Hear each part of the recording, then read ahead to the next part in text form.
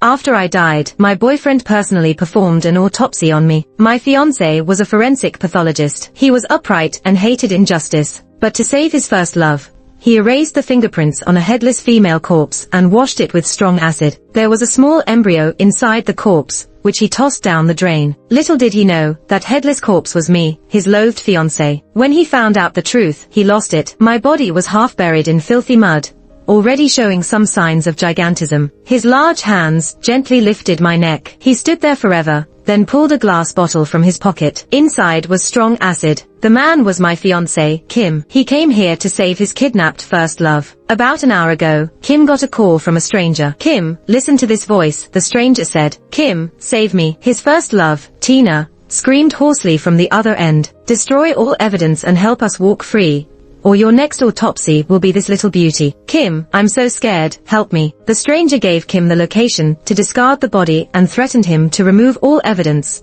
including the DNA left by the perpetrator. Kim and I were childhood sweethearts. After graduation, I became a cop, and he became a forensic pathologist. After 6 years, we naturally got engaged. Tina was Kim's schoolmate, a younger student who always clung to him, calling him a genius. Kim was always upright and opposed to evil. I believed Kim would never waver in his beliefs. I never thought he would come here for his first love. Seeing Kim's actions, my soul was in anguish as if pierced by needles. Kim was swift and professional, treating my body with calm indifference, as if it were just a heap of rotten flesh. He erased all the evidence inside me, disfiguring my body beyond recognition. As he wiped the sweat from his brow, a developed embryo slowly slid out from me. Because of the acid wash, it looked even more grotesque. Rain washed away the blood on the embryo membrane, and Kim's Adam's apple bobbed up and down uncontrollably as he bent over to vomit. Looking at his pathetic state, I almost wanted to laugh. Disgusted, "This is our child." The man who had stoically dissected hundreds of bodies was nauseated upon seeing his own child. He always loved kids, but didn't know I was pregnant. Just a short time ago, I found out about my pregnancy, but Kim was still resentful because of Mary's death. He was hysterical, blaming me for being reckless on missions and attracting trouble, which led to Mary being targeted for revenge. He would rather have me dead, and maybe when the forensic results come out, he will feel relieved. The me he despised has long been dead, with his child in my belly. Or maybe he wouldn't care at all. His head hung low, and his face was somber. On the way back, Kim tossed the embryo towards the saw. No, my soul lunged forward, but as I tried to catch it, that little bundle passed through my hand and fell into the filthy saw, carried away by the dirty water. I knelt at the saw's edge, watching Kim's retreating figure without turning back. "Kim, you're so cold-hearted." Once everything was over, he got that call again, clutching his chest with a sigh of relief. The voice on the phone was mocking, as expected of a professional forensic pathologist. "I've kept my word. Your sweetheart is safe now. Thanks." The next day, my body was discovered. A crowd gathered around. When Kim arrived, he drew everyone's attention. Standing 6 feet 1 inch, wearing a blue surgical mask over his prominent nose, people made way for him. Kim acted as if he was visiting for the first time, pushing my body slightly. "Looks young, what a pity." Although casual in tone, his slightly trembling arm betrayed his inner turmoil. Maybe he found this body type all too familiar, too much like someone he once knew. He furrowed his brow and suddenly grabbed my ankle. On my ankle was a faint scar from when Kim accidentally scratched me while fighting over a toy as kids. It was covered in mud. He brushed it slightly but didn't clean it. If he had cleaned it a bit more, he would have seen the faint scar underneath and known it was me. "What's up?" his assistant asked curiously. Kim snapped out of his stupor and let go of the ankle. "Nothing, just taking a look." He missed it again, not just this time. Roger's voice came from afar, carrying a hint of grievance. "I wonder what happened to Winnie. She's gotten so capable. Hasn't replied to any messages on her break." When Roger said this, everyone looked toward Kim, but Kim just kept his head down, working earnestly, as if Winnie was a stranger, unrelated to him. Kim calmly described the corpse's condition. The deceased experienced violence before death, multiple fractures, multiple stab wounds in the abdomen, missing head. Fingerprints were burned off post-mortem. This site probably wasn't the primary crime scene.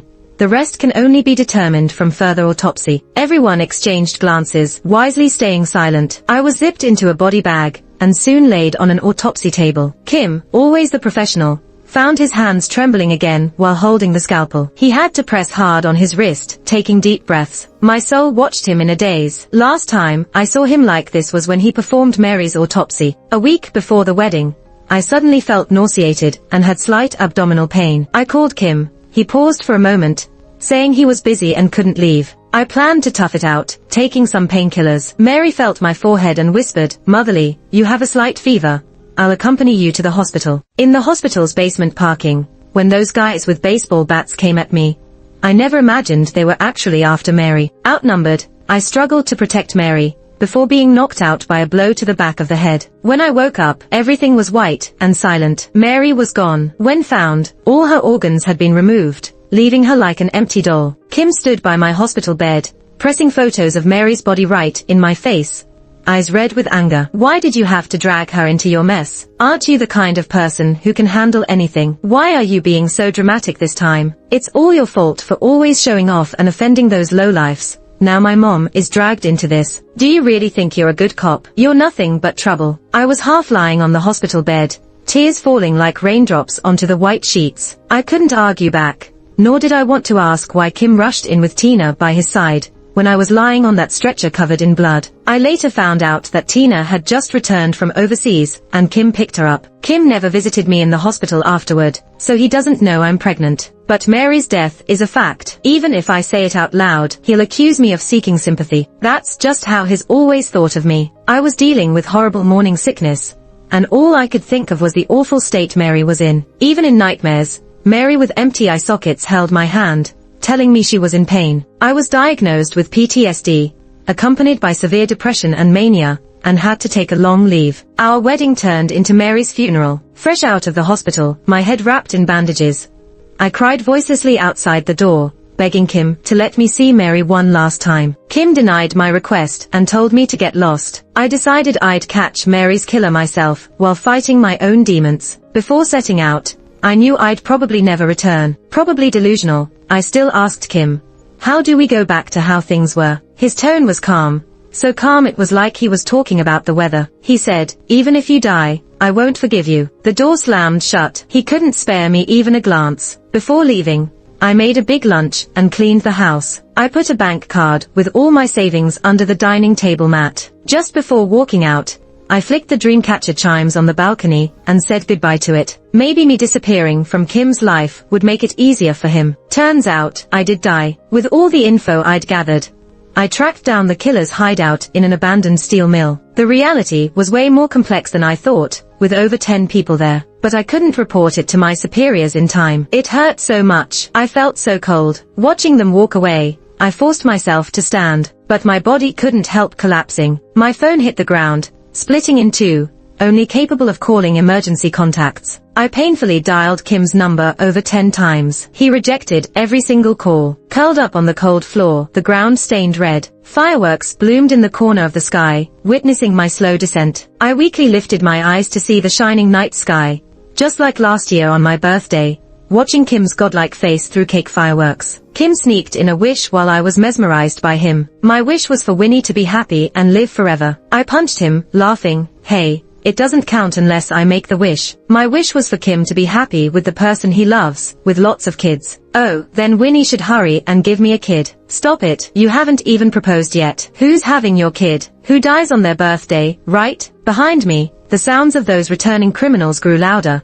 but I couldn't hear them clearly anymore. I slowly closed my eyes. In my mind, it was just Kim's cold gaze saying, "Even if you die, I won't forgive you." My soul began drifting away from my body, slowly floating towards Kim. I saw him with a drunk Tina, watching fireworks from the rooftop. Tina took off her heels, walking on tiptoe like a carefree child. Kim looked worried, his handsome face tightened with concern. Dangerous. As the memories faded, my gaze focused back on the autopsy table. As Kim made the incision, what lay inside was unbearable to see. My soul turned away. The assistant gritted their teeth. "God, that's horrific." Kim steadied his scalpel, trying to sound clinical. "Looks like a professional criminal. Nearly all evidence is gone." Kim had never worked so fast. He wanted it over with, not wishing to linger. After, while removing his gloves, he glanced at my broken body, told the assistant, "It's unsightly. Once the report's out, notify the family and cremate immediately." In life, he never wanted to see me. In death, he couldn't wait for me to disappear. "Kim, if you knew this was me you treated so coldly, would you still be so composed?" The assistant looked back at me, regret in their eyes. No head. Wonder whose daughter, wife, or mom she was, right? Kim paused, then composed himself again. We've collected the DNA sample. We'll know the victim's identity within the week. Leaving the autopsy lab, Kim instinctively checked his phone notifications. I knew what he was looking for. Around this time, I'd be spamming him with messages, reminding him to take care of himself. But I hadn't sent anything for days. Besides a few spam texts, there was nothing. He clicked his tongue, a little irritated. He opened the call log, still seeing those 13 missed calls from me days ago. Scrolling with ease, he found my Instagram. Line after line of messages there from me. You never eat right. The new stomach meds are in the drawer by the door. I washed and ironed all your shirts. Put them away when you get back. The meal I made is on the table. Eat it if you like. Don't force yourself. He never replied to any. He hated me like I was an enemy. Sometimes, I'd just want to chat about nothing, and he'd end up yelling, "Do whatever, don't come at me with this." I'd get up an hour early to pack his meals, only to see him throw it away when leaving. I knew the meals I made tasted awful. Awful like me. The last message is from days ago. It's like he can't believe it. He exits Instagram and logs back in, refreshing quickly a few times. Still, no messages pop up. He bites his lip and rubs his forehead. Without me bothering him, shouldn't he be happier? Colleagues from the team shuffle out in 2s and 3s. Kim instinctively turns off his phone screen. Lee throws an arm around his shoulder. Haven't seen Winnie in a while. Wasn't she your little shadow? Kim forces a smile. She's probably off on a break, clearing her head. And you're okay with that? Not even a phone call. Kim lets out a cold snort. She's a tomboy, could knock out a bull with one punch. What trouble can she get into? After the colleagues left, Roger steps up alongside Kim. I saw that. Over 10 missed calls. Still having a spat. Kim stays quiet. It's not that simple between us. Between us, there's a life lost. Roger has been around for a while, seen many come and go moments. I once got into a heated argument with a brother over something small. What happened? Before we could patch things up, he was gone that night on a mission. If I could do it over, I wouldn't argue. I'd want to share a few more drinks with him, not spill them over his grave. It's a knot in Roger's heart, weighing heavily for a long time. One's safety often costs dearly with flesh and blood. Seeing Kim still silent, Roger sighs. You know, Winnie's got her own burdens too. With parents who were heroes, she can't let herself be weak. Maybe she's not showy on purpose, but carrying a weight we can't imagine. Seeing Roger, usually so unserious, looking sincere, tears well up in my eyes. Kim just shakes his head lightly. It's not that, it's just, when she talks, it's nothing but pointless stuff. I'm tired. Roger pats Kim's shoulder. Life's just under 30,000 days.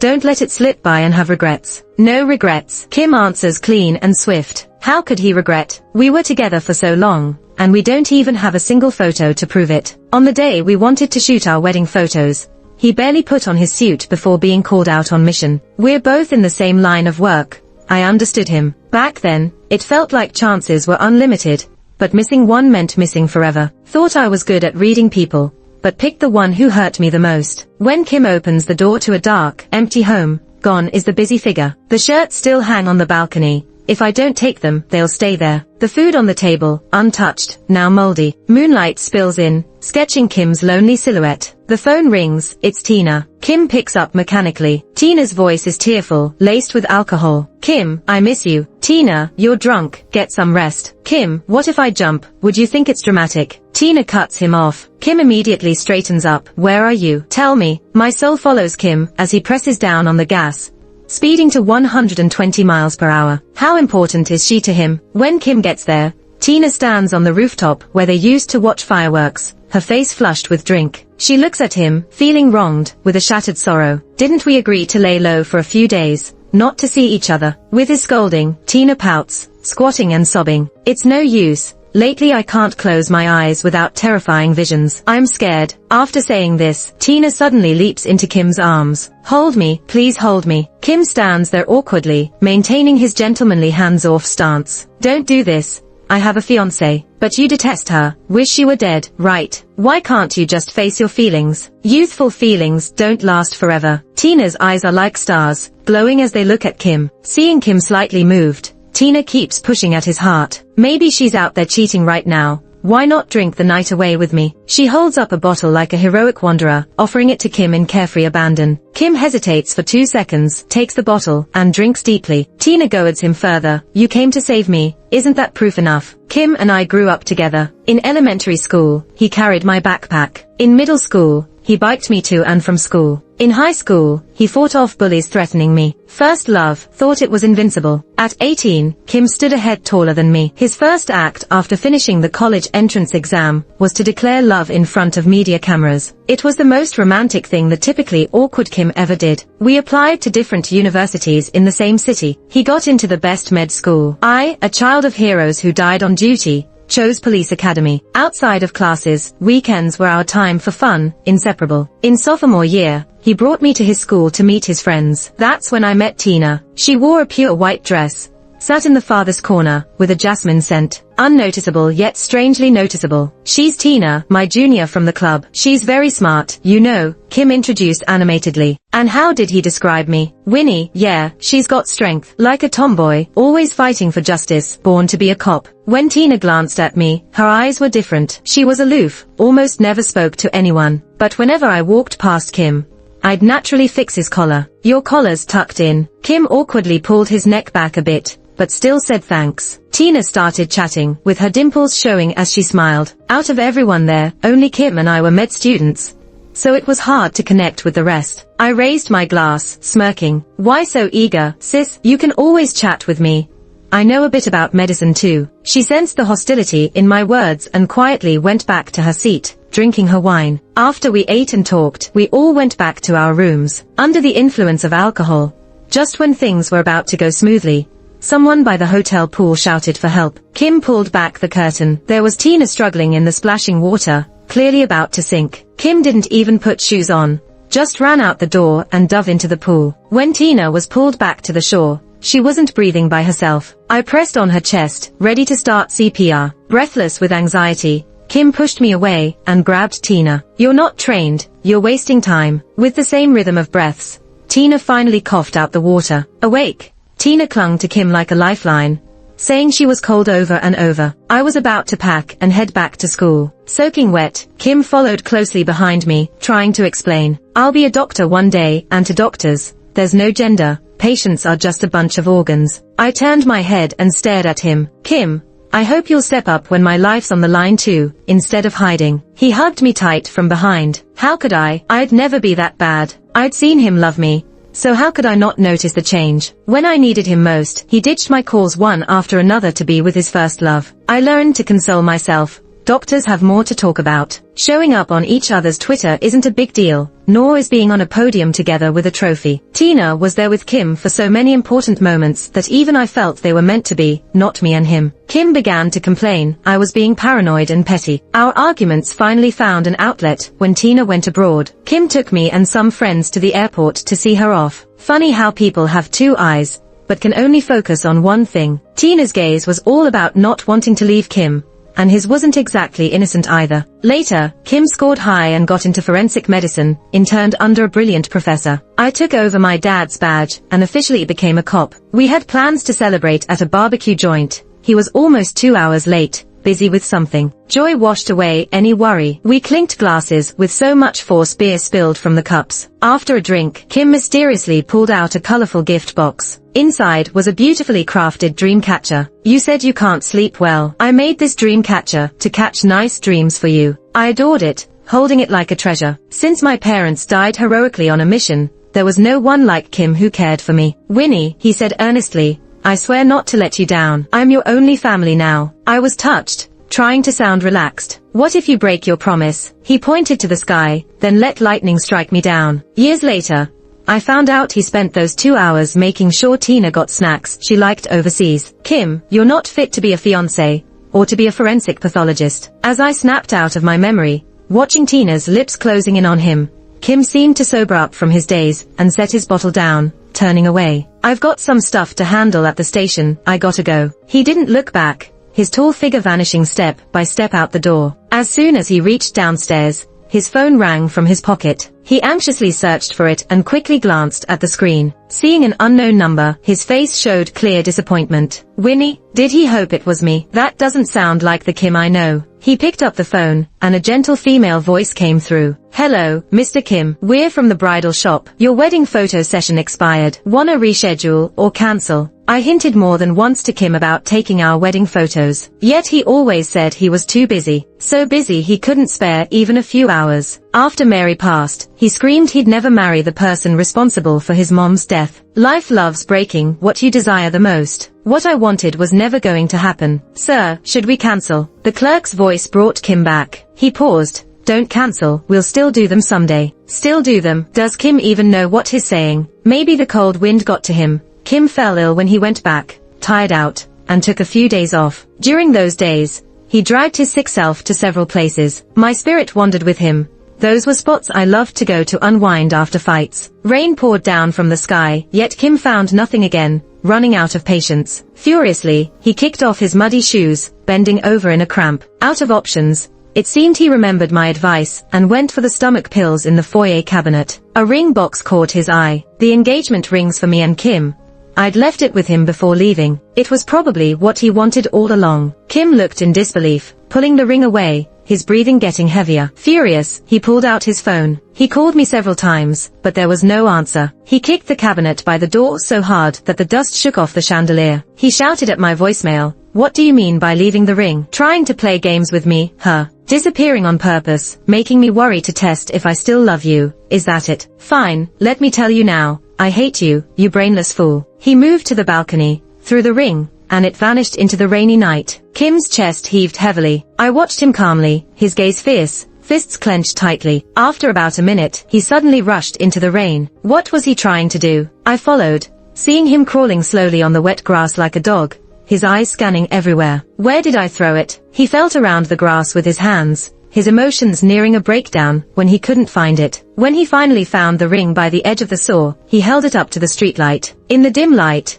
a relieved smile appeared on his face as rain smacked down on his long lashes. The ring may have been found, but what about love? A black umbrella appeared over Kim's head, and he turned around excitedly, thinking it was someone long awaited. Winnie. But his smile disappeared when he saw it was Tina. Tina looked at the bedraggled Kim with confusion. What's wrong? Did you lose something? Kim stood up, hiding the ring behind his back. Nothing. Unexpectedly, Tina sneaked around and snatched the ring, putting it on her finger. How pretty. Was this for me? Kim tried to grab it back, but Tina raised her hand, eyebrows raised provocatively. Kim grew impatient. It's someone else's. Tina raised an eyebrow, her expression blatantly defiant. It could be mine. If I like something, I want it immediately. Tina was confident no man could resist such upfront advances, especially Kim. But surprisingly, Kim wasn't receptive this time. To get the ring back, he forcefully yanked Tina's arm. Kim, you're hurting me. Kim ignored her and continued to grab for the ring, pushing Tina into the muddy water in their struggle. Her white clothes were stained. Kim closed his eyes and gave a heavy sigh, reaching out to Tina. Sorry, I need some time to calm down. Kim took almost a week's leave, ignoring all of Tina's numerous phone calls. He slumped on the couch every day, not even bothering to shave. His stomach problems flared several times, leaving him hunched over in pain. Still, he refused to take any medicine. Was he punishing himself for someone else? As the takeout boxes piled up, he opened our chat window again. Winnie, maybe we can start over. I watched him type each word carefully before pressing send with earnest attention. But all I wanted to do was laugh. Even if there was another life, I wouldn't start again with him. 3 minutes after the message was sent, Roger called. Kim, urgent matter, you need to come over. In the cold storage, everyone exchanged glances, holding their breaths. Kim held the DNA comparison report, reading it over and over. How can it be? How can it be Winnie? Suddenly, a realization hit him. I get it. You all teamed up to trick me. Just tell Winnie to come out now. I'll talk to her. But I don't like her playing such tasteless dramas. Roger looked grim. The results don't lie. It is Winnie. Kim laughed, his shoulders shaking, his worn face now a picture of madness that left everyone speechless. Impossible. Machines can get it wrong too. I'll show you. Kim gently lifted my ankle, wiping off the dried mud, explaining, Winnie has a scar here from when we were kids. Before he finished, the small, raised scar started to show under his touch. No, it can't be. No. Colleagues worried Kim might do something impulsive in his agitation, and quickly restrained him. Kim, we're sorry for your loss. No, it can't be. How didn't I recognize her? His eyes traced all the injuries on my body, trying to understand all my past pain, but none of it compared to the pain he caused me. Tears brimming, he knelt on the ground. It's all my fault. It's all my fault. Kim mumbled, eyes vacant, as if in a daze. Roger wiped his tears. No one wanted this. It's not your fault. The culprit was too cunning, leaving no trace. This prompted Kim to think, why couldn't they find the killer? He couldn't take it anymore, fainting right there. At home, Kim jolted awake,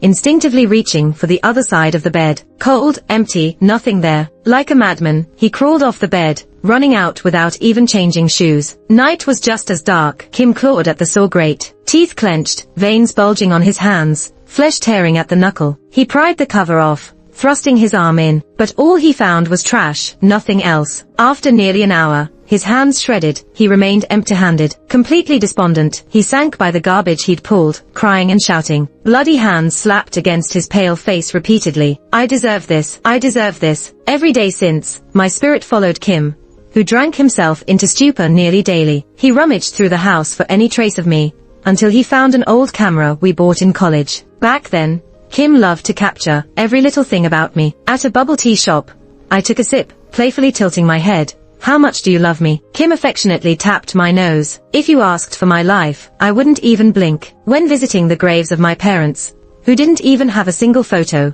Kim suddenly held up a camera to lighten the mood and asked me, Miss Winnie, have you ever thought about how you want to leave this world? I shook my head, sounding kind of innocent. I don't know, just as long as it doesn't hurt. Kim chuckled softly from behind the camera. Afraid of pain, huh? And you want to be a cop? I was zoning out, staring at my dad's tombstone, and blurted out, if it's for being a cop, I wouldn't be scared of pain. Once, when we were hiking, I wanted to take a photo to capture the moment. Kim turned his head, smiling. I'm too ugly. I don't like taking pictures. I pretended to be mad. If one day you realize, after I'm gone, that we never took a photo together, you'll cry. And I won't forgive you. The truth is, a kiss from him was enough for me to forgive. The wind chimes on the balcony tinkled, and Kim suddenly turned to look at the dreamcatcher chime. I was the one making it move.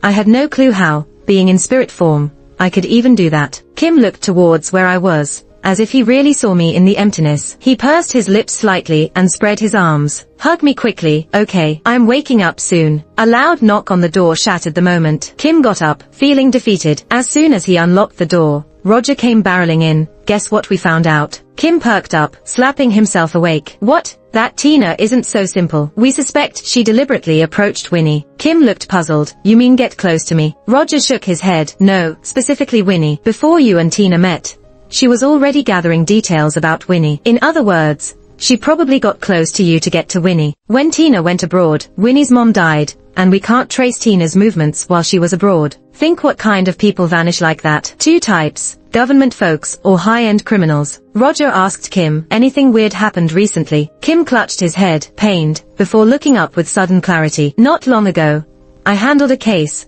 and a stranger contacted me, offered me 30 million to fake a report. I didn't do it. Turns out it involved Tina's distant uncle. At the time, I couldn't connect this with someone as fragile as Tina. Roger was pacing, hands on hips. Right now it's just suspicion, don't wanna spook the snake. Kim's gaze was fixed, but his face grew grimmer with thought. When my mom had her accident, Tina was the one who kept me away. If that bribe was tied to this, maybe it wasn't Winnie who got my mom killed, but revenge aimed at me. I blamed Winnie, hated her even as she was dying. I'm a horrible person. Kim grew increasingly upset. My emotions surged too, memories blurred by my tragic end becoming clearer. Tina's voice cut through my side, ominous and spiteful. She's in the way of me being with Kim. Kill her, then ruin Kim. When only Kim and I are both miserable, he'll see me as his savior. The hard reality hit Kim. He couldn't sleep, growing more and more haggard. Living, he couldn't rest with me. Dead, he couldn't be buried with me. He could only find peace lying on the pathology table. Tears drained down the sink, where my blood once flowed. Yet Kim, every tear you shed isn't faultless. Kim must have lost it. He actually planned to take my body with him. He hoisted me on his arm, but his sick body couldn't carry my cold corpse. The woman he once called a tomboy no longer looked out for him, no longer leaned forward to help share his load. He couldn't move me anymore. An assistant caught Kim mid-craziness, called in colleagues to restrain his frantic cries to take me away. They locked the morgue room, keeping Kim at bay. Kim pounded at the door. More evidence popped up. All clues pointed to Tina. Tina's entire clan was knee-deep in shady dealings. My parents were frequent thwarters of their plans. When they passed, Kim rose as a new star, repeatedly solving cases and refusing bribes, once again making him their vendetta target. Kim put some of my ashes into a locket, pressed it to his lips for a gentle kiss. Winnie, trust me one last time. When Kim showed up at Tina's doorstep, Tina was filled with joy. She greeted the exhausted-looking, but shined-up Kim with a tight hug. Kim, you finally came around. Kim gently patted her back, expression darkened. I came around. The one I love is you. Let's get married. The day Kim married Tina, my parents' photos were publicly displayed. On the TV, a kid pointed at the uniformed officers. Mom, who are they? What does badge number permanently retired mean? The woman softly caressed her child's hair. They were heroes. When their photos go public, it means that all their direct descendants are gone. Mom, does that mean their little one is gone too? The woman choked up, tears falling at the corners of her eyes. I watched it all in silence, crying along. My soul got pulled back next to Kim. He was fiddling with his phone, sending a pre-recorded video to Roger. In the video, he sat upright, taking off his uniform that symbolized honor. He explained in detail how he lied, how he broke the law, and finally asked for legal punishment. But before that, Kim wiped away his tears and continued, before that, I have one more thing I must do. After sending the video, Kim turned off his phone. There was a mix of sadness and determination in his eyes. The wedding took place on a field, with white balloons dancing in the sky and golden bouquets everywhere. All of this was designed by Tina based on Kim's instructions. Only Tina's family showed up, looking intimidating, but it was clear they cared a lot about her wedding. My soul drifted around the wedding scene. Unexpectedly, I overheard Rose cautioning her, are you sure he'll be one of us in the future? If he's undercover, we're in big trouble. Tina looked confident and in control. Don't worry, he's passed the test. He handled the last case. Only then did everyone relax. During the ceremony, Tina took the mic and cried as she spoke, and Kim was also in tears. When it was Kim's turn, he picked up the mic. Tina's eyes sparkled as she stared at him,